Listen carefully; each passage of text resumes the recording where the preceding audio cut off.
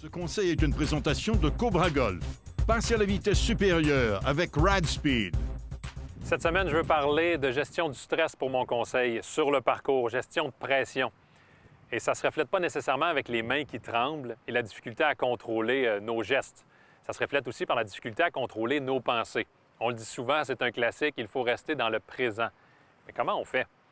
Je veux faire référence à un excellent livre de l'auteur Daniel Kahneman, Thinking Fast and Slow.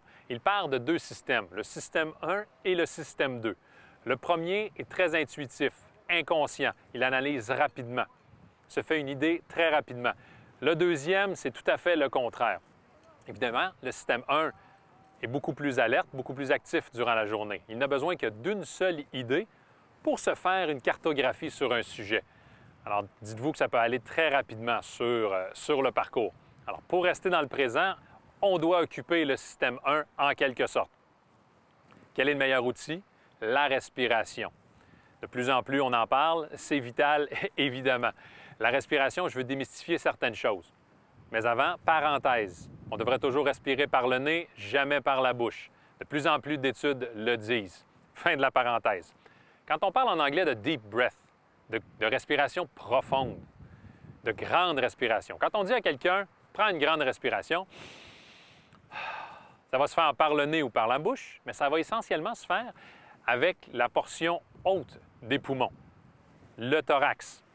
On garde le système sympathique qu'on appelle actif. On reste en état d'alerte. Ça ne nous calme pas du tout. Alors, on reste dans le même cercle vicieux. Alors, une respiration profonde, c'est quoi? C'est une respiration qui est abdominale, oui, qui est nasale, certainement, mais aussi lente.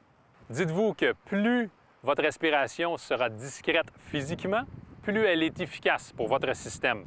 Alors, mon exercice, si je démarre d'une position classique, les deux mains sur les hanches, je vais amener mes deux mains au niveau des côtes flottantes.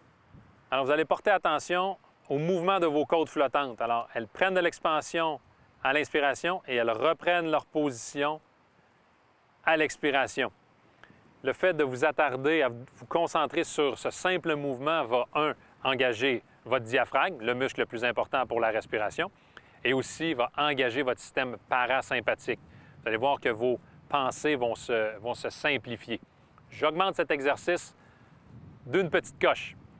Mise en garde pour ceux et celles qui ont des difficultés respiratoires, de l'asthme sévère. Vous n'allez pas nécessairement voir les bénéfices d'entrée de jeu. Ça va prendre un peu plus de temps. Alors, toujours la même position, les mains sur les côtes flottantes, mais cette fois, vous allez inspirer, expirer normalement et retenir entre 2 et 5 secondes votre respiration. Puis reprendre un cycle normal pour une dizaine de secondes. Et vous refaites l'exercice, l'un à la suite de l'autre. L'objectif n'est pas d'aller chercher une respiration idéale d'entrée de jeu, mais d'abaisser l'entrée d'air et la sortie. Vous allez ainsi engager votre système parasympathique, calmer vos idées et aussi, du même coup, vous allez oxygéner votre cerveau. Et qui sait, vous allez peut-être même prendre de meilleures décisions une fois sur le parcours. Sur ce, bon golf et surtout, bonne respiration.